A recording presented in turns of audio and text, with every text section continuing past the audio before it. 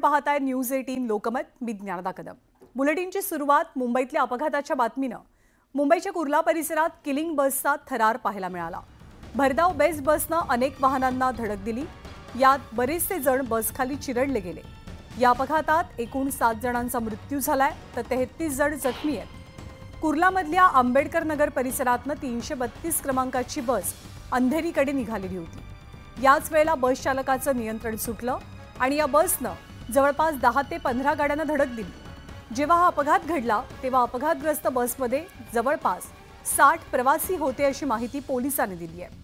या प्रकरणी बस चालक संजय मोरे याला पोलिसांनी अटक केली आहे. या बस चालकावरती सदोष मनुष्यवधाचा गुन्हा दाखल झालाय. दरम्यान या प्रकरणाची व्हिडिओ कॉन्फरन्सिंगद्वारे सुनावणी घ्यावी अशी मागणी पोलिसांनी केली आहे. या अपघाताचं नेमकं कारण काय याचाही तपास पोलिसांकडून केला जातोय. दरम्यान या अपघाताचं सीसीटीव्ही फुटेज न्यूज 18 लोकमतच्या हाती लागलंय. रस्त्यावरती वाहनं आणि पादचारी यांची गजबज असताना ही भरधाव वेगानं आलेली बस रस्त्यावरच्या अनेक वाहनांना धडक देत पुढे गेली.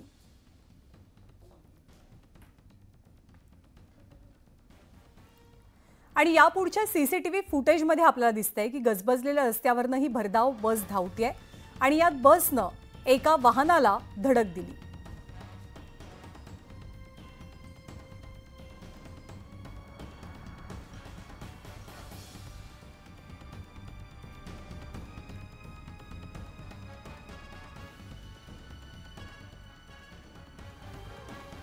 आणि यापुढची दृश्य आहेत अपघाताच्या थरारानंतरची दृश्य.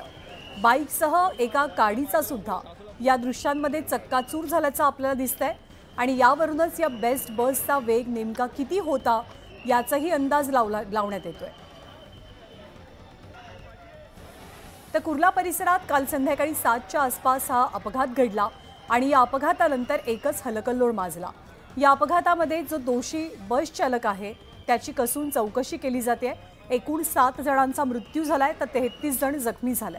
पण या घटनेनंतर अनेक सवाल उपस्थित होत आहेत की या बेस्ट बस चालकाला व्यवस्थित ट्रेनिंग दिलं होतं की नाही. त्यानं मद्यप्राशन केल्याचा अंदाज किंवा भीती सुद्धा अनेकांकडून व्यक्त होते.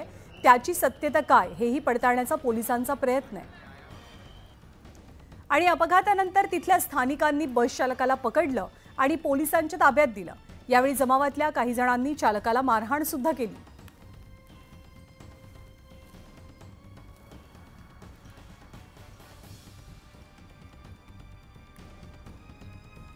तर कुर्ल्यामधील किलिंग बस प्रकरणी आरोपी संजय मोरेला थोड्याच वेळात कोर्टासमोर हजर करण्यात येईल. कोणताही अनुचित प्रकार घडू नये यासाठी पोलिसांनी कोर्टाबाहेर कडेकोट बंदोबस्त तैनात ठेवला. परिस्थिती हाताबाहेर जाऊ नये यासाठी दंगल नियंत्रक पथक सुद्धा परिसरात तैनात करण्यात आलंय. आपले प्रतिनिधी अविनाश माने आपल्याला अधिक माहिती देतील. अविनाश, पुढची प्रक्रिया कोर्टातली कशी पार पडेल? कधी या बस चालकाला कोर्टात आणलं जाईल? नक्कीच पाहिलं संजय मोरे या बेस्ट बस चालकाने काल एकंदरीत 20 ते 25 गाड्यांना जे आहे ते जोरदार धडक दिली आहे. त्यामध्ये पाहिलं तर रस्त्यावरून चालणारे काही लोक आहेत त्या बेस्टच्या बस खाली आले. त्यामध्ये पाहिलं तर आत्तापर्यंत 7 जणांचा मृत्यू झाला आणि एकंदरीत 49 जण जे आहे ते जखमी आहेत. त्यांच्यावरती जर पाहिलं तर जवळ रुग्णालयात जे आहे ते सध्या उपचार सुरू आहे. जर पाहिलं मी सध्या कुर्ला कोर्टाकडे याच कोर्टामध्ये जे आहे ते आता आरोपीला या ठिकाणी आणण्यात येणार आहे. त्या ठिकाणी पाहिलं तर कडेकोट जे आहे तो पोलीस बंदोबस्त जे आहे तो तैनात करण्यात आला आहे. दंगल नियंत्रण पथक देखील या ठिकाणी तैनात करण्यात आलेला आहे. मोठा बंदोबस्त देखील या ठिकाणी तैनात करण्यात आला. जर पाहिलं तर त्याचे संजय मोरे यांचे नातेवाईक देखील सध्या पाहिलं तर कोर्टामध्ये आले असल्याची माहिती जी आहे ती समोर येत आहे. एकूणच पाहिलं आता संजय मोरे यांना केव्हा कोर्टामध्ये हजर करतात आणि नक्की काय प्रक्रिया होते हे देखील पाहणं तेवढंच ते गरजेचं असणार आहे. अविनाश, ताजे अपडेट जाणून घेत राहू. तुर्तास धन्यवाद. आणि मुंबईतल्या कुर्ला परिसरात सोमवारी रात्री झालेल्या बेस्ट बसच्या अपघातात एकूण 7 जणांनी जीव गमावलाय. या प्रकरणी आता महत्त्वाची माहिती पुढे येते. संबंधित ड्रायव्हरला बस चालवण्याचा अनुभव नव्हता अशी माहिती पोलीस तपासातून निष्पन्न झाली आहे. तसंच संबंधित बस चालक संजय मोरेनं मद्यपान केलं होतं का याचाही शोध पोलीस घेतात. संजय मोरे 2 महिन्यांपूर्वीच हंसा या बेस्टच्या कंत्राटी कंपनीमध्ये चालक म्हणून रुजू झालेला. त्यापूर्वी त्यांनी फोर्स या कंपनीची मॅन्युअल बस चालवली होती. 15 वर्षांपूर्वी त्यानं मोठी गाडी चालवलेली आणि त्यानंतर त्याला मोठी गाडी चालवण्याचा अनुभव नव्हता हे तपासाअंती पुढे येत आहे. तसंच तो 1 डिसेंबरला बेस्टचा कंत्राटी म्हणून कंपनीमध्ये रुजू झाला। बेस्टनं त्याला ऑटोमॅटिक बस चालवण्यासाठी दिली होती, पण त्याचं त्याला पुरेसं प्रशिक्षण दिलं गेलं नव्हतं। केवळ 10 दिवस संजयला ई बस चालवण्याचं प्रशिक्षण मिळालं, असं पोलीस तपासातनं पुढे आलंय। त्यामुळे अपघात प्रकरणात अनेक सवालही उपस्थित होत आहेत। आणि या संदर्भात न्यूज 18 लोकमतनं उपस्थित केलेले सवाल काय ते आपण पाहूया।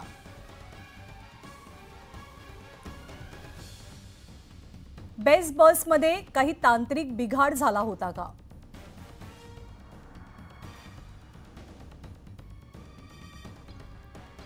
बेस्ट बसला स्पीड लिमिट आहे का आणि जर आहे तर ते किती आहे?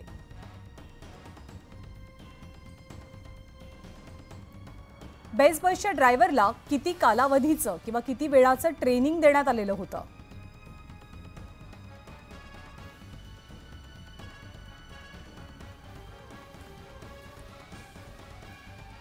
बेस्टच्या कंत्राटी बस आणि ड्रायव्हरचं ट्रेनिंग आणि देखभाल याची जबाबदारी नेमकी कुणाची?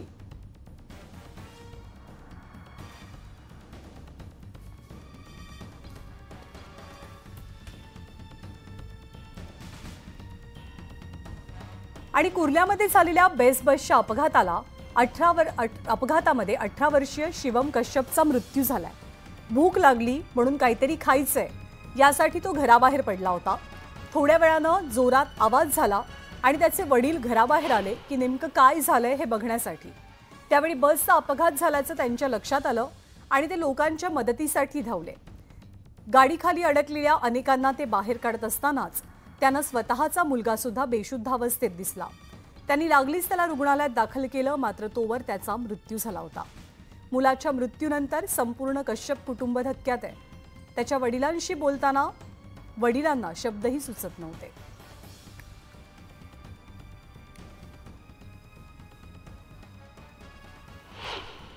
जब एक्सीडेंट हुआ तो हम पास में था ना, थोड़ी दूर के करीब में, जैसे आवाज़ गए जल्दी से तो देखे तो वही मिला वो। किस हालत में मिला कि आपको पता था कि आपके बच्चा भी उसके एक्सीडेंट के चपेट में आ गया? कब मालूम पड़ा आपको? बेहोशी की हालत में था वो। आपको कैसे मालूम पड़ा कि आपका बच्चा भी बस के हादसे में शिकार हो गया? कैसे मालूम पड़ा आपको? गए थे ना वहाँ पे। हाँ, क्या क्या क्या देखा आपने वहाँ पे तब? देखा तो बेहोश पड़ा था। हाँ, तो इसको गोद में लिया था, हाँ, हमने देख लिया, फिर लेकर गए हॉस्पिटल, हाँ। वहाँ पे डेथ हो गई हॉस्पिटल में। आणि यानंतर आपण आणखी एक सीसीटीव्ही फुटेज या अपघाताचं बघणार आहोत। या सीसीटीव्ही फुटेजमध्ये गजबजलेल्या रस्त्यावरनं ही बस भरधाव वेगानं धावताना दिसते। यामध्ये बसनं एका वाहनाला धडक दिल्याची दृश्य आपण पाहू शकतोय। या अपघाताची अनेक सीसीटीव्ही दृश्य समोर आली आहेत आणि त्यातूनच या अपघाताची तीव्रता किती होती किंवा ड्रायव्हरचा बेदरकारपणा कसा होता हे अगदी स्पष्टपणे समजू शकते। आणि कुर्ला बस अपघातात जीव गमावलेल्यांमध्ये 19 वर्षीय आफरीन शहा हिचाही समावेश आहे। अपघाताच्या दिवशी आफरीनच्या नोकरीचा पहिला दिवस होता, मात्र हाच दिवस तिच्या आयुष्याचा शेवटचा दिवसही ठरला। ऑफिसमधनं परतल्यानंतर आफरीननं वडिलांना फोन केला होता। रिक्षा मिळत नाहीये असं तिनं वडिलांना सांगितलं। त्यांनी तिला चालत येण्याचा सल्ला दिला आणि ती या बस अपघाताचा बळी ठरली।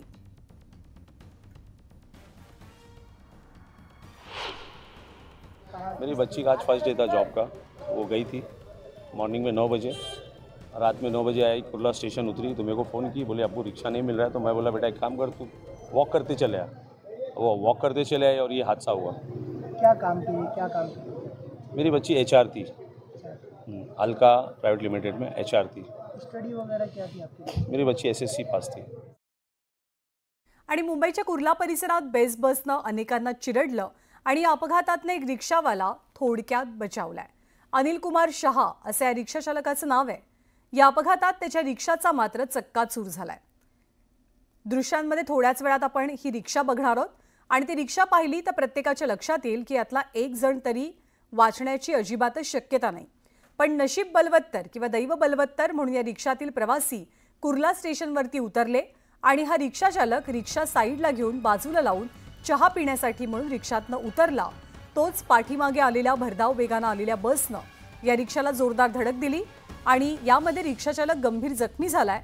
त्यांच्यावर सध्या रुग्णालयात उपचार सुरू आहेत। रिक्शे के बाहर खड़ा थे, पीछे से बस आया और जितना था रिक्शा उड़ाया, बैग जितना था सबको उड़ा के गया। मेरे को भी उड़ाया।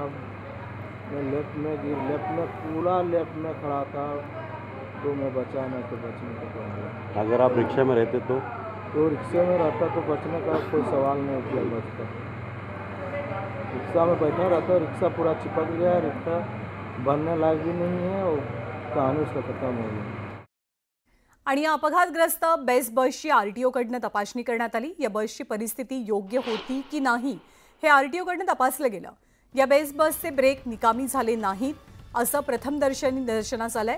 आरटीओ अधिकाऱ्यांनी याची माहिती दिली आहे, पण अधिक तपासानंतरच याबद्दलचं भाष्य करता येईल असंही त्यांनी स्पष्ट केलं।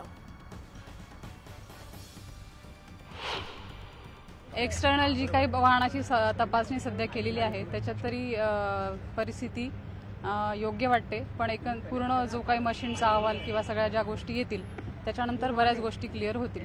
आता ब्रेक फेल होता का या संदर्भात खास लगेच त्या गोष्टी कळतात ब्रेक फेल असेल? सद्यस्थितीत तरी बाहेरून चेक केल्यानंतर ते ओके वाटतंय। कंपनीची ज्या बस कंपनीचे बस बनवतात त्यांच्यासोबत तुमची काही चर्चा? हो, ती लोक पण आहेत, आलेली आहेत, त्यांनाही बोलवलेलं आहे। कुर्ला बाजारपेठ आहे तिथं बस स्टॉप आहे।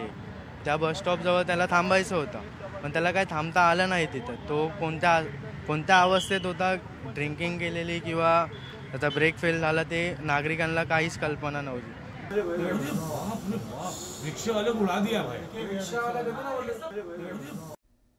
मेरा नहीं, मेरे भाई का रिक्शा था, डेली चलता था। एक अकेला कमाने वाला है और आज उसका रिक्शा टोटल लॉस हो गया। अब भाई का पता नहीं किधर है। हाँ, अभी हमको आधा घंटा पहले फोन आया, डायरेक्ट हम भाग के आया।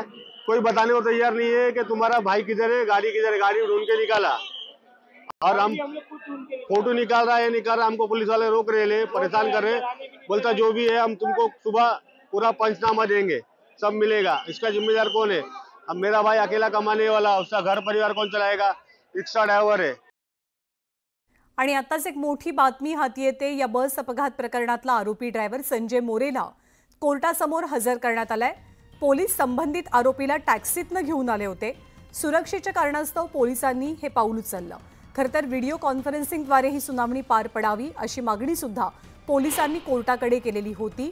जर त्याला पोलिसांच्या गाडीतनं आणलं असतं तर कदाचित जमाव हिंसक होऊ शकला असता आणि अनेकांनी विरोध प्रदर्शनाचा सुद्धा प्रयत्न केला असता।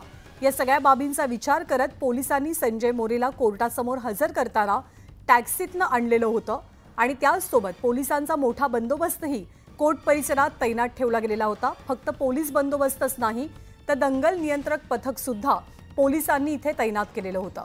काल संध्याकाळच्या सुमारास कुर्ला परिसरात हा मोठा अपघात घडला। आरोपी संजय मोरेला आज पोलिसांनी कोर्टासमोर हजर केलेला आहे। या आरोपीनं मद्यप्राशन केलेलं होतं का याची प्राथमिक चौकशी केली जाते। बेस्ट बसची तपासणी सुद्धा आज पोलिसांकडनं आरटीओकडनं करण्यात आली। प्रथमदर्शनी हे स्पष्ट झालंय की बेस्ट बसचे ब्रेक हे चांगल्या अवस्थेत होते, ते निकामी नव्हते। अविनाश माने पुन्हा एकदा आपल्या सोबत आहेत। अविनाश, काय नेमकं कारण की पोलिसांच्या जीप ऐवजी व्हॅन ऐवजी संजय मोरेला टॅक्सीतनं कोर्टात आणलं गेलं? नक्कीच पाहिलं काही वेळापूर्वी जे आहे ते आरोपी संजय मोरे यांना कुर्ला कोर्टात जे आहे ते आणण्यात आलं। जर पाहिलं तर आपल्याकडे जे व्हिज्युअल आहे त्या व्हिज्युअलमध्ये पाहू शकता, तर त्यामध्ये पोलिसांची गाडी आहे। पोलिसांच्या व्हॅनमधून एका व्यक्तीला जे आहे ते उतरवण्यात, त्याच्याच बाजूने जो रस्ता हा जो पाहू शकता, हा जो बाजूचा रस्ता आहे त्याच रस्त्याने जे थेट टॅक्सी जी आहे ती टॅक्सी भरधाव वेगात धावली आणि त्या टॅक्सीतून खरं तर त्या आरोपीला आणण्यात आलं। एकंदरीत पाहिलं तर सर्व प्रसिद्धी माध्यम जे आहे ते या ठिकाणी पोलिसांची व्हॅन आली, त्या व्हॅनमध्ये एक संशयित म्हणजे आरोपी असल्याचं दाखवलं गेलं आणि सर्व प्रसिद्धी माध्यम त्याकडे पूर्ण घोळका केला। त्या दरम्यान पोलिसांनी चालाकी करत जे आहे ते टॅक्सीतून आरोपीला खरं तर जे आहे ते कोर्टामध्ये आता दाखल करण्यात आले आहे। पोलिसांनी म्हणजे कुठलाही मोठा प्रसंग घडू नये यासाठी पोलिसांनी खरं तर पाऊल उचलले असल्याची माहिती देखील समोर येते। पोलिसांनी थेट आता आरोपीला टॅक्सीतून आणलं आहे आणि कोर्टामध्ये त्याला आता हजर केलं आहे। अविनाश, पुढची प्रक्रिया नेमकी काय असेल? कोर्टातल्या हजेरीनंतरची प्रक्रिया कशी असेल? नक्की पाहणं तेवढंच गरजेचं असणार। कोर्टामध्ये आता त्याला दाखल केलं आहे। आता पुढे न्यायालय त्याच्यावरती काय नक्की निकाल देते, काय त्याच्यावरती निर्णय घेते हे तेवढंच पाहणं गरजेचं असणार आहे। धन्यवाद अविनाश या सगळ्या माहितीबद्दल।